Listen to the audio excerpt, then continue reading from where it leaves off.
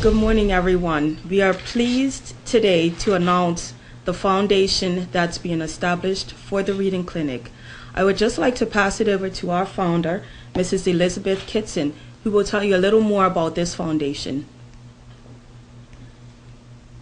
I had planned to leave $1 million to the Reading Clinic when I died, but last year the staff of the Reading Clinic took a pay cut so that they could continue to meet the needs of the many children in our service. My son Kirkham Kitson suggested the idea of using my money to start a foundation to ensure that the services of the Reading Clinic would be available in the future. Most of the money that has been given to us, of course, has gone in scholarships for tutoring the students, but there's also the very great need to support the staff, who I think have been absolutely wonderful during the past years. Let me say here that I hate the waste of human potential. Many equate the inability to read with the low intellectual ability, but reading problems occur at all levels of intelligence.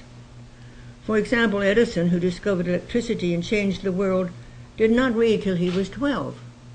He said that he liked to deal with real things. To him, words were the ghosts of things. It's clear that without the ability to read well, no student can take advantage of the opportunities available in our school system. So I can't think of a better way to help raise the standard of education in Bermuda, to establish this foundation to help those who don't read well to start. We hope that they will read a lot better when we help them. We'd just like to open it up if there are any questions at this time. Foundation being money placed in trusts and funds and all that, and bring the proceeds back to do the work of the clinic. Correct. Up until now, you've been getting money from charitable sources. Has the government been any help at all? The government gave us $20,000 a year after we were established.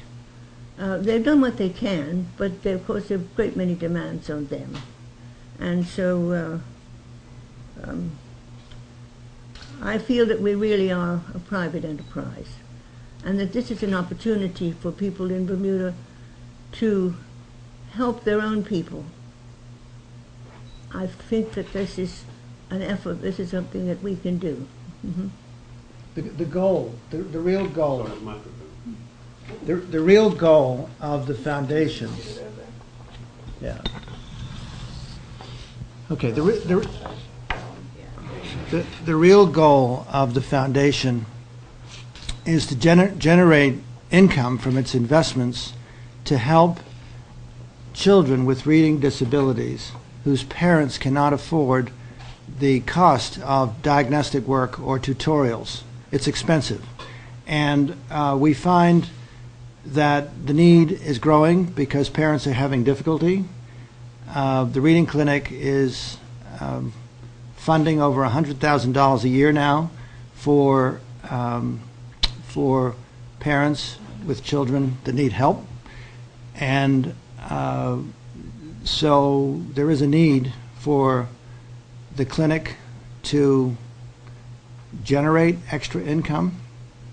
And we have an investment committee which is comprised of the two trustees, myself and Miles Atterbridge, and Jim Brock and Richard Krupp. And our goal, our work, is to invest the money in such a way that it generates a maximum income, always keeping in mind that we need to preserve the capital.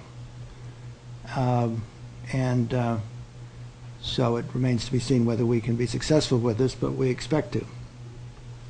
Have you, since the day of the inception of the Reading Clinic, noticed a trend in either direction in kids being able to get the training and the work that they need? Are they being picked up earlier, for example? Well, I think Julie would be best answer over to Julie. All of that. Right.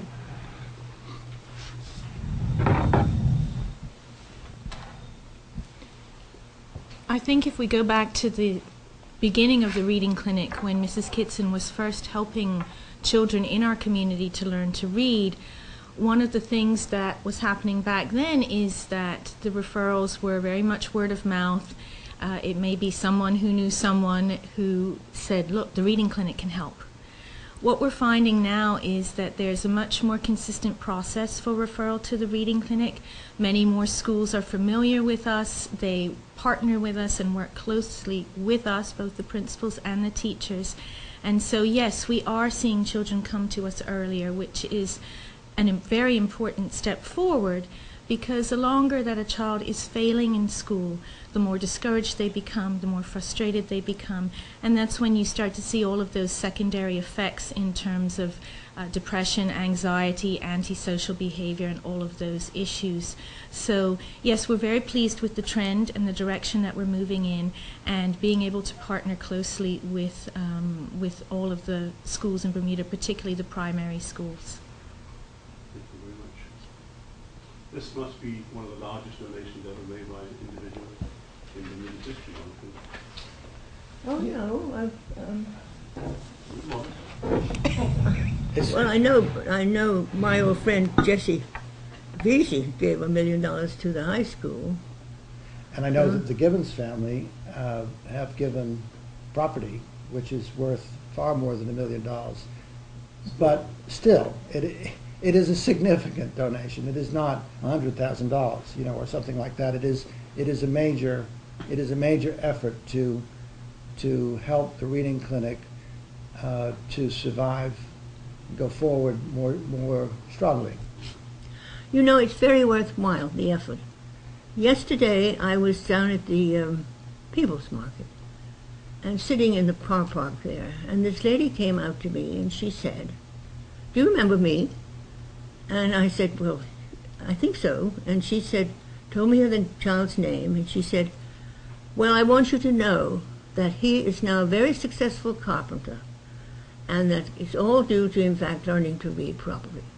And wasn't that lovely? Yes. So you see, it's worth doing. Many more out there too.